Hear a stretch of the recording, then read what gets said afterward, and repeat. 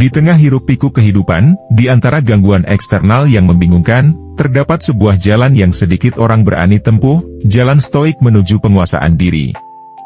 Jalan kuno ini, yang ditempa dalam pengalaman manusia, mengajak kita untuk bangkit di atas badai emosi dan berdiri teguh di hadapan kesulitan. Ini bukanlah jalan bagi mereka yang lemah hati, tetapi bagi mereka yang mencari kebebasan sejati melalui penguasaan diri. Kita memulai perjalanan kita dengan memahami hakikat kontrol. Seperti yang dikatakan dengan bijak oleh Epictetus, seorang bijak stoik yang dihormati. Kita tidak dapat memilih keadaan eksternal kita, tetapi kita selalu dapat memilih bagaimana kita meresponsnya. Prinsip dasar ini adalah landasan pemikiran stoik. Kita tidak mengendalikan dunia, kita mengendalikan pikiran kita. Pembedaan ini, sederhana namun mendalam, adalah kunci untuk membuka kekuatan batin kita. Bayangkan, untuk sesaat, pahlawan stoik, sosok dengan keteguhan yang tak tergoyahkan, tak tersentuh oleh gelombang kemalangan yang menghantam di sekelilingnya.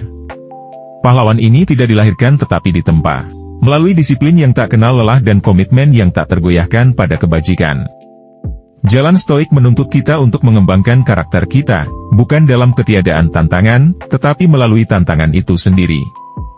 Marcus Aurelius, filsuf raja, mengingatkan kita, hambatan bagi tindakan memajukan tindakan.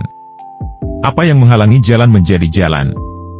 Kita sering diperbudak oleh emosi kita, bereaksi impulsif terhadap provokasi kehidupan. Amarah, ketakutan, dan keputusasaan mengaburkan penilaian kita dan menyesatkan kita. Namun, stoik tidak berusaha menekan emosi-emosi ini, tetapi memahami dan melampauinya. Seneca, seorang tokoh lain dari stoicisme, mengajarkan kita bahwa, kita lebih sering menderita dalam imajinasi daripada dalam kenyataan. Dengan menguasai pikiran kita, kita melucuti kekuatan emosi-emosi ini, mengubahnya menjadi kesempatan untuk berkembang. Jalan stoik adalah jalan introspeksi dan perbaikan terus-menerus. Setiap hari, kita harus merenungkan tindakan kita, mengkaji niat kita, dan menyelaraskan diri dengan cita-cita tertinggi kita. Praktik ini, yang dikenal sebagai prosoce, mempertajam kesadaran kita dan menguatkan tekad kita. Saat kita menavigasi labirin kehidupan, kita harus mengingat kata-kata Epictetus, pertama katakan pada diri sendiri apa yang ingin kamu jadi, lalu lakukan apa yang harus kamu lakukan. Dalam pengejaran tanpa henti menuju penguasaan diri ini, kita menemukan kedamaian bukan dalam pencapaian tujuan eksternal, tetapi dalam integritas perjalanan kita. Kita belajar untuk merangkul momen saat ini, karena itu adalah satu-satunya arena di mana kita menjalankan kekuatan kita. Masa lalu hanyalah kenangan, dan masa depan, hanya proyeksi. Dengan mengakar pada saat ini, kita menemukan esensi sejati kebebasan. Saat kita berjalan di jalan ini bersama-sama, marilah kita menarik kekuatan dari kebajikan stoik, kebijaksanaan, keberanian, keadilan, dan pengendalian diri.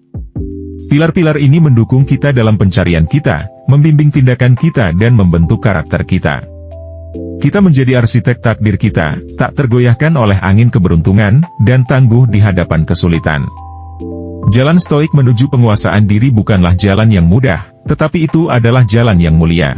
Ia mengajak kita untuk bangkit di atas yang biasa dan berusaha untuk mencapai keunggulan dalam segala yang kita lakukan. Dalam pencarian ini, kita menemukan tidak hanya kekuatan untuk bertahan, tetapi juga kebijaksanaan untuk berkembang. Maka, marilah kita berkomitmen pada perjalanan ini, karena dalam menguasai diri kita, kita menguasai dunia.